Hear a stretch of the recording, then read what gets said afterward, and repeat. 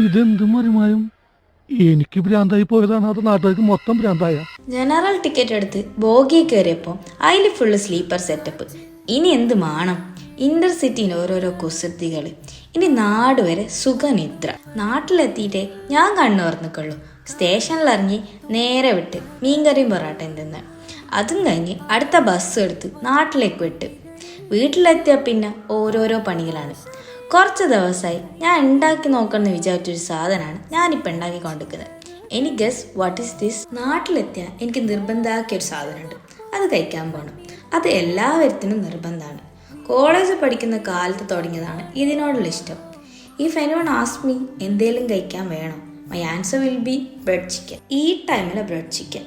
ഇനി ഞാൻ എന്തൊക്കെ കഴിച്ചാലും എന്തൊക്കെ ട്രൈ ചെയ്താലും എൻ്റെ തുലാസിൽ ബ്രെഡ് ചിക്കൻ്റെ തട്ട് താണെ തന്നെ കിടക്കും. 50 രൂപക്ക് ഇത്രയും ക്വാളിറ്റിയുള്ള സാധനം കിട്ടുമ്പോൾ how can I say no? അതും വാങ്ങി നേരെ വിട്ട് വീട്ടിക്ക്. ഇന്നൊക്കെ ഇത്രയേ ഉള്ളൂ. അപ്പോൾ